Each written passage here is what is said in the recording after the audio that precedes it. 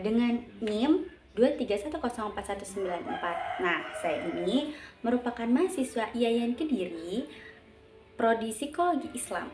Nah, di sini saya bertujuan membuat video itu untuk membuat tutorial terkait gimana sih cara bikin independent sample dan dependent korelasi secara materi yang telah dosen saya berikan. Oke, selanjutnya bisa ditonton. Selanjutnya, di sini aku akan menjelaskan terkait dependent sample korelasi. Nah, sebelumnya kita harus tahu dulu ya yang akan menjadi variabel X itu apa, yang akan variabel Y itu apa. Terus setelah itu baru kita bisa kembangkan judul dan hipotesis kita. Nah, kebetulan variabel X ku ini di sini aku pakai kepuasan berinteraksi dalam media sosial. Nah, variabel Y ku kepuasan dalam berbagi informasi. Nah, setelah itu aku jadikan judulnya ialah hubungan antara kepuasan mahasiswa dalam berinteraksi dengan kepuasan mahasiswa dalam berbagi informasi di media sosial. Nah, di hipotesis ini tuh kita tuh kayak mau cari tahu nih sebenarnya ada nggak sih hubungan antara kepuasan mahasiswa dalam berinteraksi dengan kepuasan mahasiswa untuk berbagi informasi gitu. Nah di sini aku pakai 30 subjek yang dimana terdapat 30 responden. Lalu di sini kan ada X, Y, XY, X pangkat 2 sama Y pangkat 2 ya. Nah, X pangkat 2, X ini merupakan responden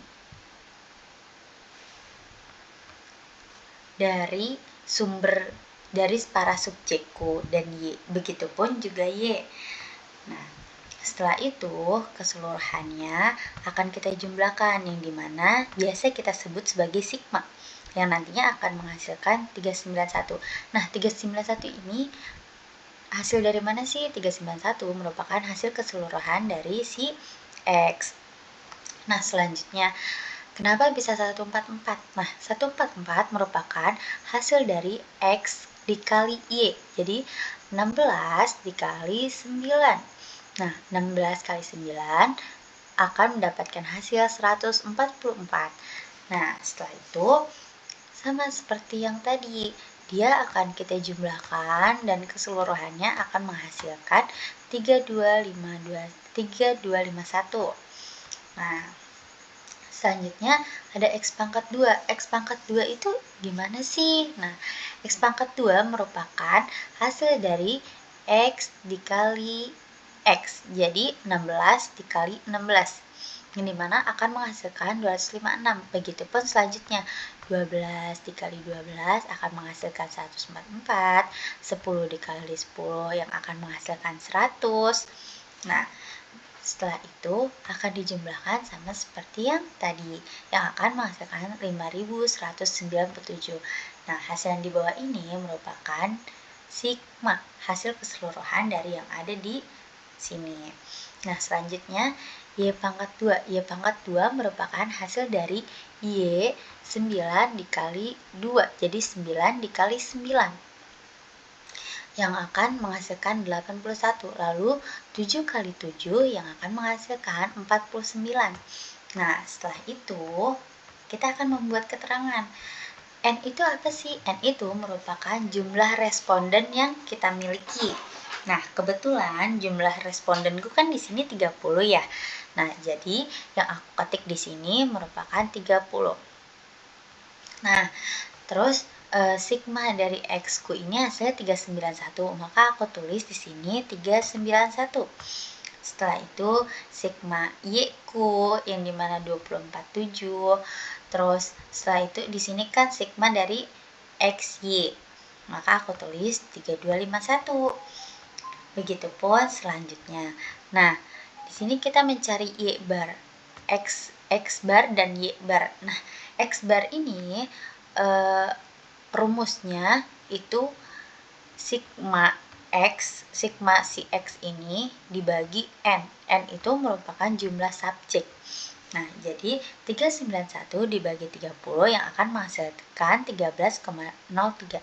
Begitupun Y bar. Nah, selanjutnya cara mencari R. Jadi kita cari dulu nih gimana caranya kita mendapatkan R hitung.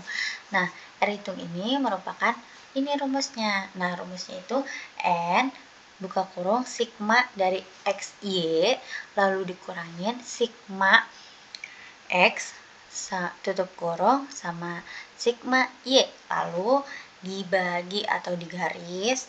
Nah, terus dikasih akar pangkat tuh kayak yang contoh ini nih, dikasih akar pangkat. Nah, setelah itu N buka kurung N terus buka kurung lagi sigma dari X pangkat 2 terus tutup kurung terus sigma X terus tutup kurung lagi di pangkat 2. Nah, setelah itu N sigma dari Y pangkat 2 dikurangi sigma dari Y terus tutup kurung di pangkat 2. Nah, 30 ini dapat dari mana sih? 30 itu merupakan jumlah responden yang kita miliki. Kebetulan respondenku itu kan 30, maka aku tulisnya 30 di sini. Nah, 3251 itu hasil dari mana sih? Ini merupakan sigma dari XY. Nah, sigma dari XY ini kita lihat dulu ya guys. Nah, sigma XY itu kan yang ini ya, 3251. Kita lihat dulu yang ketiga. Nah, sigma XY. Maka hasilnya 3251. Benar gak? Nah, benar 3251. Nanti dikurang. Nah, X pangkat X1. X1 kenapa bisa 391? X1 merupakan sigma dari X ku. Nah, sigma dari X ku nih 391. Jadi jumlah keseluruhan sigma merupakan jumlah keseluruhan dari responden kita. Nah, setelah itu Y yang ini 247 merupakan hasil dari Y ku. Nah, ini betul. Nah, setelah itu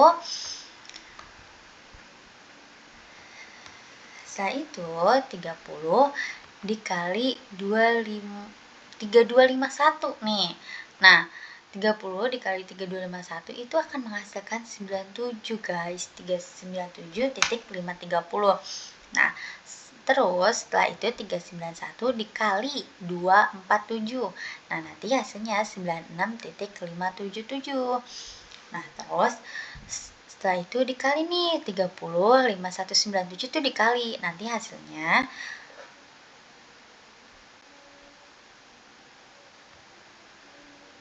3029. Nah, terus 391 pangkat 2. Kalau di sini aku langsung ya guys. Jadi aku tuh langsung awalnya tuh harusnya 30 dulu, 30 dikali 5197 itu hasilnya berapa. Nah, terus 391 pangkat 2 itu hasilnya berapa. Ini setelah jumlah ini dan jumlah ini ditentukan, setelah itu baru dikurangin. Nah, yang dimana hasilnya 3.29. Karena aku langsung ya guys. Nah, setelah itu baru nih 37.530 dikurangin 96.577 yang hasilnya 953. Terus setelah itu 3.029 ini dikali 1.661. Nanti hasilnya akan 5 segini. Nah, setelah itu baru nih kita cari dulu nih akar pangkat dari si ini nih. Nah, akar pangkat dari si ini tuh hasilnya 2.243. Setelah itu baru 953 dibagi sekian yang hasilnya akan 04,24. Nah, selanjutnya ada interpretasi hasil. Nah, interpretasi hasil itu hipotesis R. Jadi kalau HO itu hipotesis nihil yang dimana tidak ada hubungan antara variabel. Kalau misalkan HA atau HI itu tuh ada hubungan antara variabel. Nah, terus kita tuh nyari tahu nih antara si degree of freedom yang dimana rumusnya N dikurang 2. Seperti yang aku jelasin tadi, N itu merupakan jumlah responden. Nah, jumlah respondenku ini kan 30 ya guys. Nah, terus itu tuh dikurang 2, yang mana hasilnya akan jadi 28. Nah, terus si 28 ini nanti kita cari nih, yang dimana kita tuh ada R tabel. Nanti tuh di R tabel ini kita cari tahu pangkat 1 dari 1% dari 28 sama 5% dari 28. Nah, 1% dari 28 ini 0,484, sedangkan 5%-nya 0,376. Nah, di sini kan hasilku kan 0,424 ya guys, yang dimana dia tuh lebih besar dari 0,376. Jadi taraf signifikannya tuh 5%. Jadi nilaiku ini, si 424 ini tidak memenuhi syarat untuk menolak HO pada taraf signifikan 5%. Berarti tidak dapat menyimpulkan adanya hubungan yang signifikan pada taraf. Jadi dia itu tidak memenuhi antara 1% maupun 5%. Nah, selanjutnya kita nyari nilai T nih. Interpretasi hipotesis T. Nah, nilai T ini rumusnya R akar pangkat N dikurang 2 per 1 kurang R pangkat 2. Nah, R ini kenapa bisa 0,424? Karena R ini merupakan hasil dari ini nih guys. Ini kan kita merupakan nyari R kan. Jadi hasil 0,424 ini masukin ke sini deh, karena kan dia R. Nah, setelah itu selanjutnya 30 per dikurangin 2. Nah, setelah itu 1 dikurangin 0. Kan ini R ya guys. R itu kan 0,424. Nah, setelah itu hasilnya 30 kurang 2, 28. Nah, dibagi 0,820. 0,820 merupakan hasil dari 1 dikurangi 0,424. Nah, setelah itu masih diturunin nih si ini. Nah, terus kenapa bisa 34,14? 34,14 merupakan hasil 28 dibagi 0,820. Setelah itu baru nih kita ke kalkulator nih, langsung kayak gini, 0,424 dibagi akar pangkat 34.14, yang mana akan menghasilkan 2477. Nah, ini apa? Kenapa ada 2467? Ini hasil dari mana? Ini merupakan T yang akurat. Jadi nggak bisa diambil sembarangan, dimana dia merupakan T tabel. Jadi udah akurat dan nggak bisa diganggu gugat.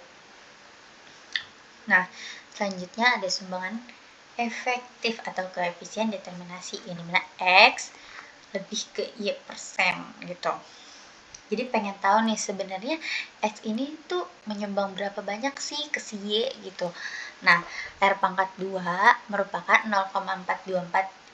Kayak yang aku bilang tadi, R pangkat 2 R ini merupakan 0,424 yang hasil dari si nyari ini. Nah, setelah itu dipangkatin 2, nanti hasilnya akan 0,179. Kan ini hasilnya 0,179. Jadi X menyumbang sebanyak 17,97% dan 82,3% itu disumbang dari varian lain. Setelah itu effect size deh. Nah, effect size ini hanya menjelaskan terkait R. Nah, R pangkat 2 ini yang dimana 0,424 dipangkatin 2 dan hasilnya 1,179. Oke, mungkin cukup sekian yang bisa aku jelaskan, yang bisa aku beri tutorial, semoga bermanfaat. Kurang lebihnya mohon maaf ya guys. Cukup sekian terkait dependent sample, korelasi. Nah, di sini aku ingin menjelaskan terkait independent sample. Pertama, kita tuh harus cari tahu dulu nih, apa yang akan menjadikan X kita dan apa yang akan menjadi Y kita. Nah, di sini aku ngambil X aku sebagai jenis kelamin dan Y aku durasi seseorang dalam bermain media sosial. Nah, judul yang aku ambil itu ada nggak sih hubungan antara jenis kelamin dengan durasi waktu dalam bermain media sosial? Nah, hipotesisnya ada hubungan antara setiap jenis kelamin dalam durasi waktu bermain media sosial. Nah, selanjutnya ini layout dataku yang aku punya. Nah, yang pertama, apa sih yang dimaksud YIP ini? Nah, YIP ini itu variabel satuku yang dimana perempuan dan yang ini itu laki-laki. Kenapa bisa dapat 13, 2, 8, 5? Ini tuh sesuai jawaban dari respondenku ya guys. Nah, setelah itu maka aku data. Nah, setelah itu kita jumlahkan dulu nih dari keseluruhan. Nah, yang dimana dinamakan sigma. Nah, sigma dari si keseluruhanku yang perempuan ini menghasilkan 124. Nah, sedangkan yang dari laki-laki itu menghasilkan 127. Nah, lalu setelah itu kita nyari nih, cara nyari Y bar tuh gimana sih? Nah, Y bar ini merupakan sigma dari Y1 per N1. Nah, kenapa bisa dapat 124? 124 merupakan sigma hasil dari perempuan dari variabel Y1 ku. Nah, yang ini gitu kan. Yang dimana 124. Kenapa 15? Karena respondenku terdapat 15. Nah, setelah itu 124 dibagi 15 yang akan menghasilkan 826. Begitupun yang akan kita jumlahkan ketika ke Y bar di yang kedua untuk si jenis kelamin laki-laki. Nah, untuk jenis kelamin laki-laki ini memiliki jumlah 127 yang dimana nantinya akan dibagi sebanyak responden, berarti 127 dibagi 15 yang akan menghasilkan 8,46. Lalu selanjutnya ada teknik analisis nih. Nah, teknik analisisnya ini terkait SI pangkat 2 yang dimana sigma YI dikurangi sigma Y bar tutup kurung pangkat 2 per N dikurang 1. Nah, sigma YI ini hasilnya 124 itu hasilnya dari mana sih? Nah, 124 merupakan hasil dari Y1 ku hasil keseluruhan. Sigma itu merupakan hasil keseluruhan. Yang dimana 124. Nah, 826 itu kenapa dapat 826? Karena kita ngambil Y bar. Nah, Y barku ini hasil Y bar ini kan ini ya guys. Jadi Y barku yang variabel pertama merupakan 8,26.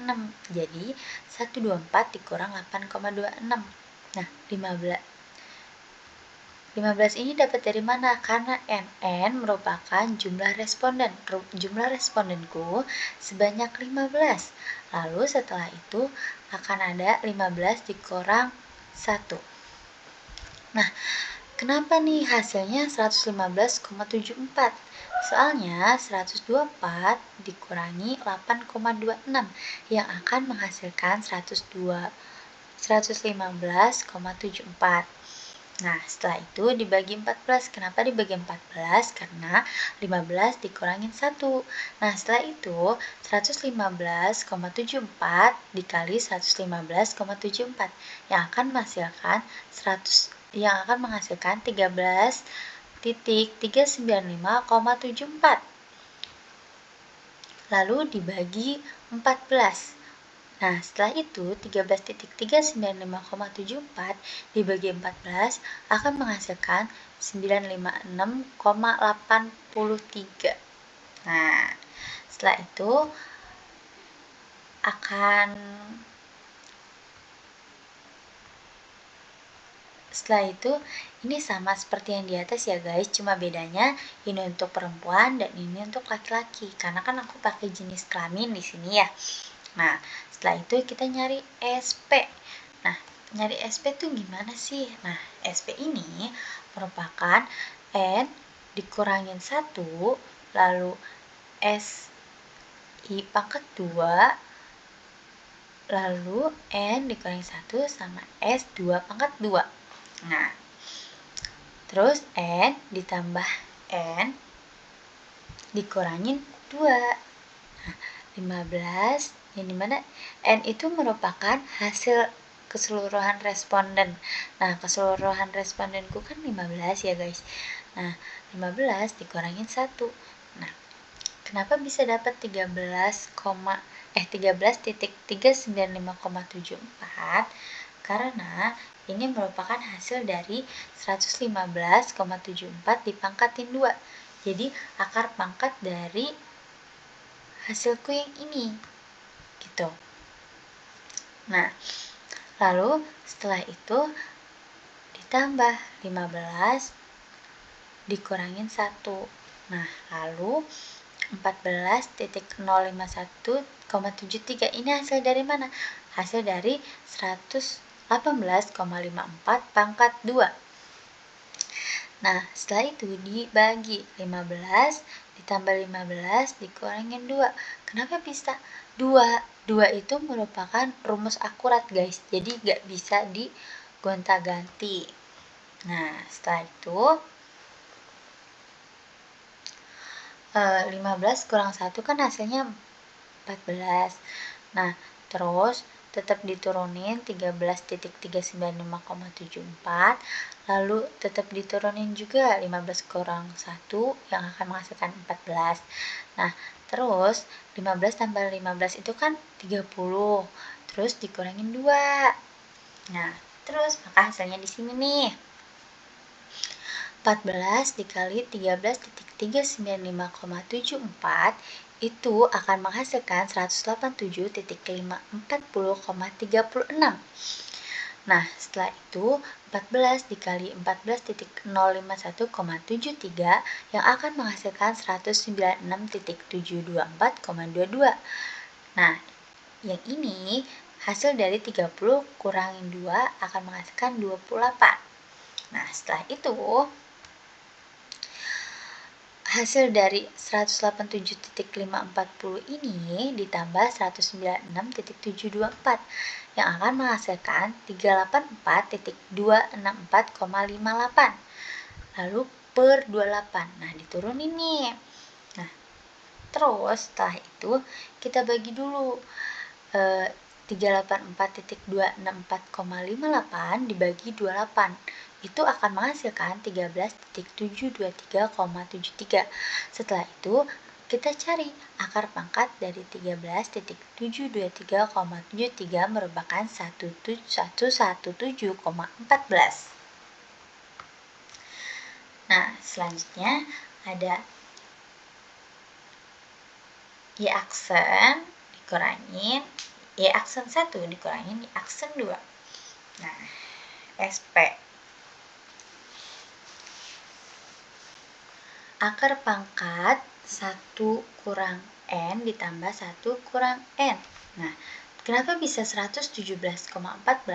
Karena dia merupakan SP guys, yang dimana SP ku yang ini 117,14 nih SP. Nah, terus dipangkat 1 per 15. Kenapa 15? Seperti yang tadi aku sudah jelaskan, 15 merupakan respondenku sebanyak 15. Nah, N pertamaku kan yang perempuan itu kan 15 dan yang laki-laki juga 15. Maka aku akan tulis 1 per 15 ditambah 1 per 15. Nah, setelah itu diturunkan lagi ya guys. Nah, terus ditambahlah 2, 1 tambah 1 yang akan menghasilkan 2, dan ini akan tetap menjadi 15 karena ini kan responden ya guys. Nah, setelah itu 2 per 15 yang akan menghasilkan 0,13. Nah, setelah itu diturunin lagi 117,14 dikali 0,36. Nah, lalu setelah itu dijumlah 117,14 dikali 0,36 yang akan menghasilkan 42,17. Nah, terus sekarang kita nyari T.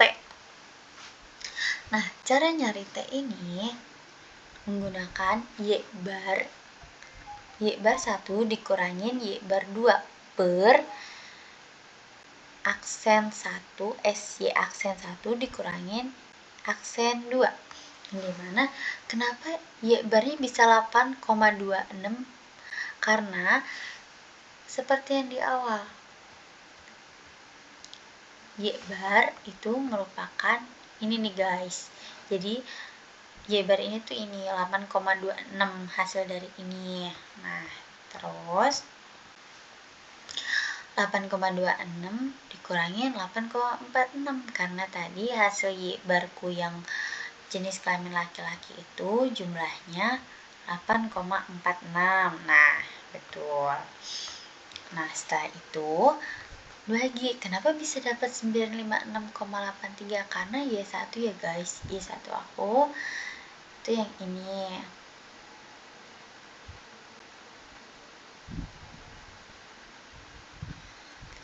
Nah, Y1 ku tuh yang ini 956,83.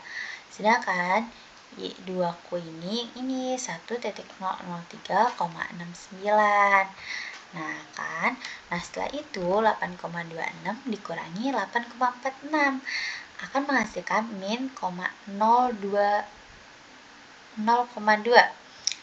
Lalu 956,83 ini juga dikurangin 1003,69 yang akan menghasilkan min 46,86.